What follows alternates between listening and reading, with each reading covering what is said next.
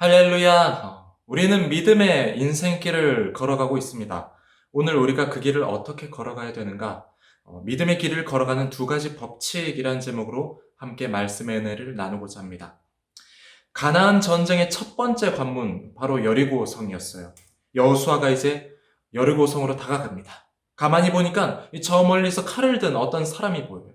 칼을 들었다는 건 민간인이 아니라는 뜻입니다. 그래서 경계하는 말투로 이렇게 묻습니다. 오늘 본문 13절입니다. 여호수아가 여리고에 가까이 이르렀을 때 눈을 들어본즉 한 사람이 칼을 빼어 손에 들고 마주 서 있는지라. 여호수아가 나아가서 그에게 묻되 너는 우리를 위하느냐 우리의 적들을 위하느냐 하니, 여호수아는 정체불명의 이 사람에게 누구 편이냐고 그렇게 물어봐요.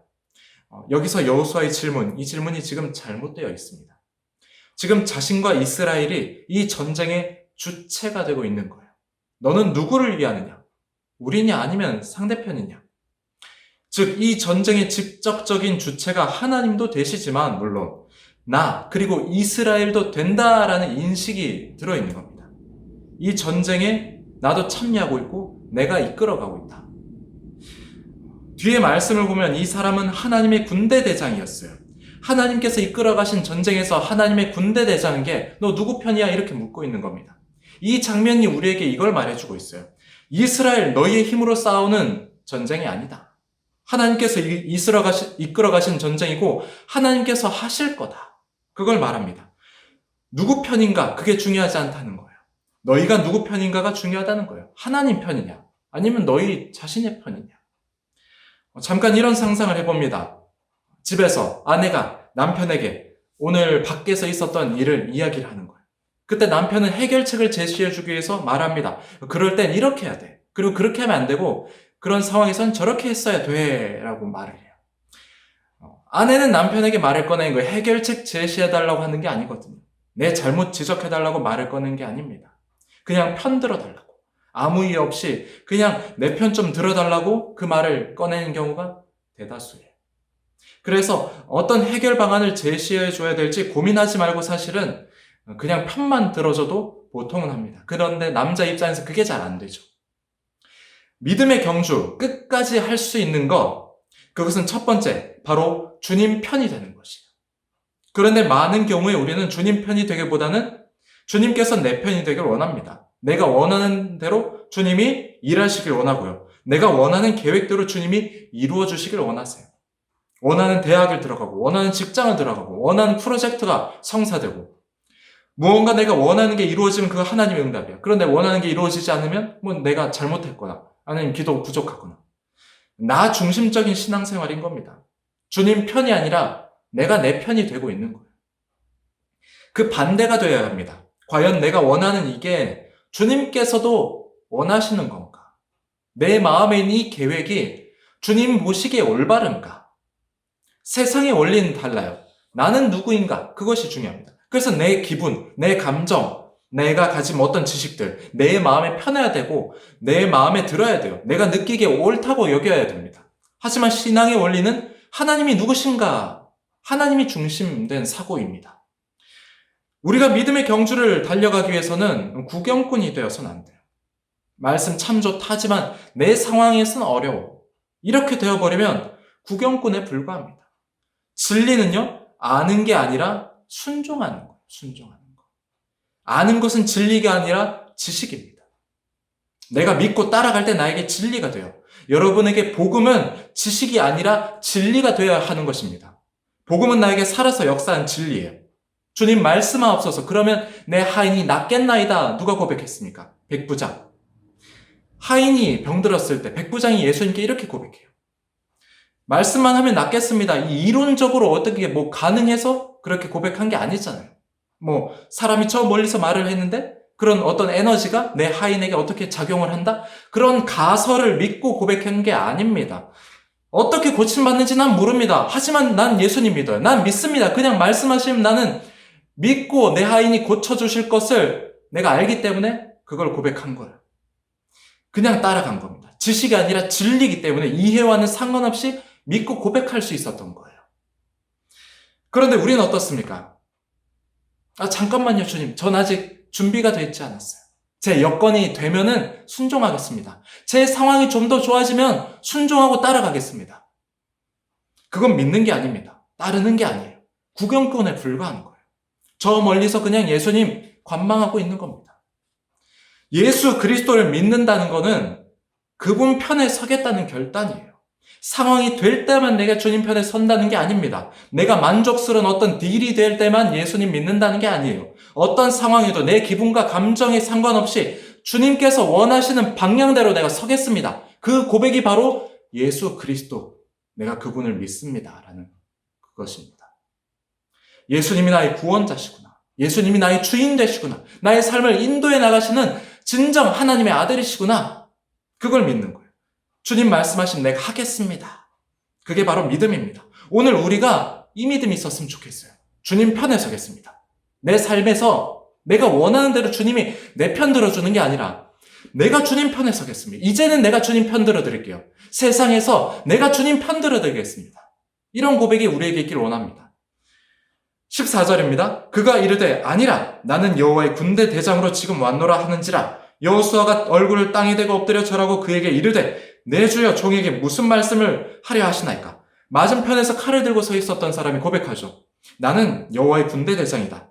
그리고 이 말에 여호수아는 완전히 땅바닥에 엎드러집니다. 엎드린단 말, 이 완전한 복종을 뜻해요. 한 민족의 지도자라는 이 권위, 자존심, 목숨까지도 내어놓습니다. 칼을 든 사람 앞에 엎드린다. 이거 언제 죽어도 난 죽이면 죽겠다. 그런 결단이거든요. 믿음의 경주를 끝까지 달려가기 위한 두 번째, 우리는 언제나 낮아져야 합니다. 낮아진 마음, 즉 겸손이 필요하다는 거. 겸손이 뭐죠? 실제적으로 자신을 낮추는 거예요. 마음만 낮아지는 게 아니라 실제 내 삶과 행동과 말을 통해서 낮아지는 겁니다. 겸손은 내가 최고가 아니구나라는 것을 깨닫는 거예요. 내가 가장 높은 곳에 서 있는 존재가 아니라는 걸 아는 겁니다. 바벨탑이 좋은 예입니다. 바벨탑의 핵심이 무엇입니까? 높은 탑을 쌓아서 자기의 이름을 알리자라는 거예요. 가장 높은 곳에서 이름을 알리고 싶은 거예요. 모든 영광 받고 싶고 그 영광 받아서 자신의 존재감을 드러내고 싶은 거예요. 바벨탑을 통해 드러난 인간의 욕망, 내가 최고의 존재다. 하나님보다 높아지려는 그 마음인 거예요. 하나님께서 받으실 영광을 가로채고 싶은 마음인 거예요. 여러분, 우리 안에 혹시 바벨탑이 있진 않습니까? 자기애로 포장한 바벨탑, 자존심으로 포장된 바벨탑, 나의 선행을 드러내고 싶고 영광을 드러내고 싶고 그런 바벨탑들. 모든 영광을 여러분 하나님께만 돌리게 되면은 내가 영광 못 받아도 개의치 않아요. 자존심 상할 게 없고요. 시험 들 게 없습니다. 그런데 시험 들고 자존심 상하고 분노하고 원망하고 그건 아직까지도 99회의 영광은 하나님께 돌렸어도 단 하나, 1의 영광을 내가 받고 싶어하는 그 마음 때문이라는 거예요. 99나 1이나 차이 없어요. 하나님의 영광을 가로채고 있는 것입니다. 예수님께서 우리에게 보여주신 겸손을 보십시오. 빌립보서 2장 5절에서 6절을 보면은 너희 안에 이 마음을 품으라. 곧 그리스도 예수의 마음이니 그는 근본 하나님의 본체시나 하나님과 동등됨을 취할 것으로 여기지 아니하시고 예수님의 마음, 하나님과 같은 분이에요. 하나님과 동등한 존재인 거예요. 하지만 동등한 자리를 내가 취하지 않겠다. 내려가겠다. 나보다 월등한 존재. 그래서 하나님의 권위에 내가 순종해서 십자가에 죽겠다. 그겁니다. 어떤 상황에도 나의 이해관계로 해석하지 않는 거예요. 나보다 더 위대한 존재가 있다는 사실을 깨달을 때 우리는 진정 겸손을 보일 수가 있습니다. 이럴 때가 있어요. 하나님께서 하셨어. 그 고백을 하면서도 사실은 나도 노력했어. 사실은 나도 열심히 수고했어.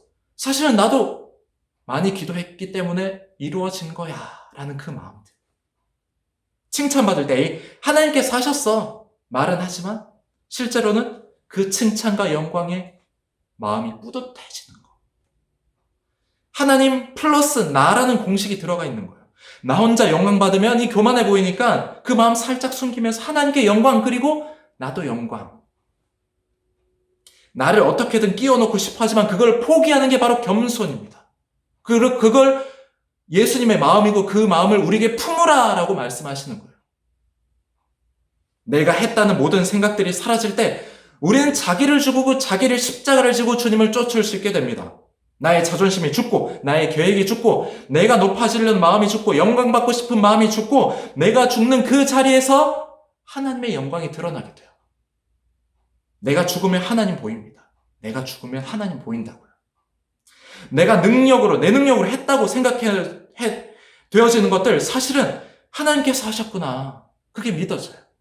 그러면 내 삶에서 하나님께서 하신 수많은 일들이 보입니다. 그리고 앞으로 내 삶에서 하나님께서 하실 수많은 일들이 믿어지게 된다는 거예요. 말씀만 하옵소서 내 하인이 낫겠습니다. 그게 진짜 믿음의 고백으로 되어질 수 있다는 거예요. 믿음의 경주 우리가 하다 보면 여리고성을 만날 때 있습니다. 나의 욕심이란 여리고성, 높아지고 싶은 여리고성, 분노라는 여리고성, 유혹거리들이라는 여리고성. 하지만 이미 내 앞에서 예수님께서는, 우리 주님께서는 그 모든 여리고성을 무너뜨리셨다는 걸 여러분 꼭 믿으셨으면 좋겠어요.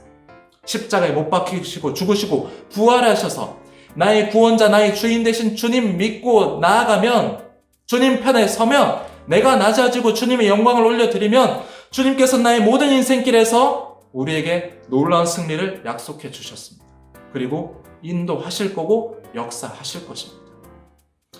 오늘 우리 안에 모든 산적한 문제 가운데 함께 하실 주님을 믿고 우리의 믿음의 인생길을 끝까지 힘차게 달려가길 원합니다. 오늘 그렇게 꼭 그런 하루를 살아가며 주님 안에서 승리하는 복된 삶을 살아가시는 우리 모든 청함의 성도님들 되시기를 주님의 이름으로 축복합니다.